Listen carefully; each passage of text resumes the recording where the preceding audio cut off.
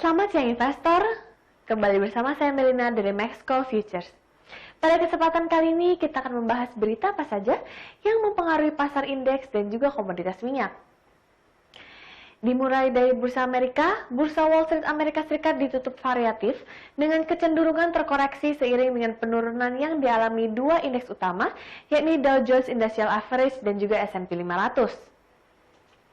Kamis 18 Juni 2020, indeks Dow Jones Industrial Average turun sebanyak 170,37 poin atau 0,65% menjadi 26.119,61. Kemudian S&P 500 turun sebanyak 11,25 poin atau 0,36% menjadi 3.113,49. Sebanyak 8 dari 11 sektor utama S&P 500 berakhir lebih rendah, dengan sektor energi turun sebanyak 3,28%. Sedangkan indeks komposit Nasdaq naik 14,66 poin atau 0,15% menjadi 9.910,53. Munculnya kekhawatiran akan gelombang kedua pandemi virus corona telah menekan pergerakan indeks dan juga ekonomi secara menyeluruh. Peningkatan cepat dalam kasus virus corona baru di beberapa negara bagian Amerika Serikat telah menimbulkan pertanyaan tentang pemulihan ekonomi. Lebih dari 2 juta kasus telah dilaporkan di Amerika Serikat dengan lebih dari 117.000 angka kematian pada Rabu sore kemarin. Ketua Federal Reserve Amerika Serikat Jeremy Powell mengatakan masih ada ketidakpastian yang signifikan terhadap kekuatan pemulihan ekonomi Amerika Serikat. Powell memperingatkan bahwa penurunan ekonomi berkepanjangan dapat semakin memperluas kesenjangan dan kesejahteraan ekonomi. Pada perdagangan Selasa kemarin, saham Bursa Amerika Serikat menguat ditopang berita yang bullish, termasuk kenaikan historis penjualan retail sebesar 17,7% pada bulan Mei. Sentimen juga terangkat oleh laporan Bloomberg bahwa Gedung Putih menyiapkan proposal infrastruktur senilai 1 triliun US dollar. Proyek yang digarap meliput jalan, jembatan hingga infrastruktur teknologi komunikasi nirkabel 5G. Kedua Federal Reserve Jeremy Powell memberikan testimoni semi tahunan kepada Senat. Pengumuman Bank Sentral Amerika Serikat tersebut mengenai rencana pembelian obligasi swasta di pasar sekunder turut memacu penguatan Wall Street pada hari Selasa dan Rabu kemarin. Mengekor jejak Wall Street, bursa saham Asia kembali tertekan pada perdagangan Kamis hari ini setelah beberapa waktu terakhir menguat lantaran stimulus dari Federal Reserve.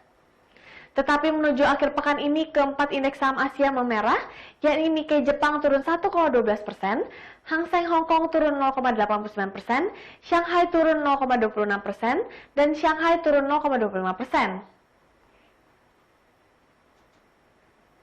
Tersorot oleh pelemahan bursa regional, indeks harga saham gabungan jatuh 0,37% ke level 4.969,22 pada pembukaan pasar.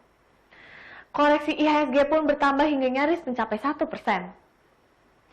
Pemilihan Presiden Amerika Serikat yang jika sesuai rencana akan diselenggarakan pada November 2020 ini. Sesuai perkembangan terakhir, yang akan bertanding adalah Donald Trump dari Partai Republik dan Joe Biden dari Partai Demokrat. Bagi pasar modal Amerika Serikat, Donald Trump lebih memiliki efek positif karena beliau lebih fokus pada perekonomian dan selalu memaksa Bank Sentral untuk memberikan lebih baik stimulus. Dalam masa pemerintahan beliau, indeks saham di sana juga mengalami kenaikan. Namun bagi pasar modal Indonesia dan negara berkembang lainnya, Donald Trump juga memiliki kebijakan yang bertentangan dengan kaidah hubungan internasional. Akibatnya, jika Donald Trump kembali terpilih, pasar modal akan mengalami volatilitas yang sangat tinggi. Ketegangan antara negara, terutama dengan China yang memang sedang memperebutkan posisi negara adidaya, akan semakin meruncing. Namun jika yang menang dari Partai Demokrat, khusus untuk hal ini rasanya masih akan tetap sama. Seiring dengan menuju hari H Pilpres, hasil survei kedua kandidat akan menjadi salah satu sentimen penggerak harga saham. Beralih ke berita komoditas, naiknya stok minyak mentah Amerika Serikat periode mingguan menjadi sentimen negatif yang membuat harga minyak terkoreksi pada pagi hari ini. Meski turun, harga minyak mentah untuk kontrak yang ramai ditransaksikan masih berada di rentang 35 hingga 40 US dollar per barrel. Harga minyak mentah terpangkas lagi pada hari Kamis ini. Pada pukul 8.40 waktu Indonesia Barat, harga minyak Brent turun 0,98% ke 40,31 dolar per barrel. Di saat yang sama, harga minyak mentah acuan Amerika Serikat yakni West Texas Intermediate turun lebih dalam dengan koreksi sebesar 1,53% ke level $37,38 per barrel. Setidaknya ada dua sentimen yang membebani harga minyak mentah. Pertama, stok minyak Amerika Serikat periode mingguan yang mengalami peningkatan. Semalam, Energy Information Agency melaporkan stok minyak mentah Amerika Serikat naik 1,25 juta barel pekan lalu hingga 12 Juni 2020. Pada saat yang sama, stok mingguan minyak distilat, diesel dan heating oil, dan bensin mengalami penurunan masing-masing sebesar 1,36 juta barel dan 1,67 juta barel. Meski stok minyak distilat dan bensin turun, bertambahnya stok minyak mentah Amerika Serikat masih menjadi kekhawatiran pelaku pasar. Sentimen kedua yang membuat harga minyak tertekan adalah ancaman gelombang kedua dari wabah virus corona. Amerika Serikat dan China kembali melaporkan terjadinya lonjakan kasus beberapa hari terakhir ini. Beralih ke China, hingga 16 Juni kemarin, Beijing melaporkan ada tambahan sebanyak 137 kasus baru. Lonjakan kasus ini pada akhirnya membuat pemerintahan kembali menutup sekolah dan membatalkan kurang lebih 60% penerbangan di Bandara Internasional Beijing. Laporan bertambahnya kasus baru di kedua negara ini dikhawatirkan akan membuat lockdown kembali diterapkan. Jika mobilitas kembali dibatasi, maka permintaan terhadap bahan bakar dan minyak mentah akan kembali tertekan. Namun masih adanya faktor lain yang menopang harga minyak sehingga tidak terjun bebas seperti bulan Maret lalu.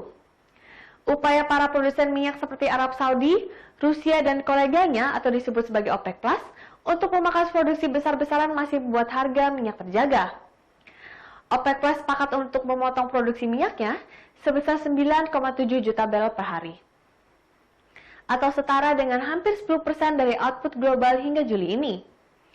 Beberapa negara anggota yang memiliki komitmen rendah seperti Irak juga menyatakan akan mendukung langkah pemangkasan output ini.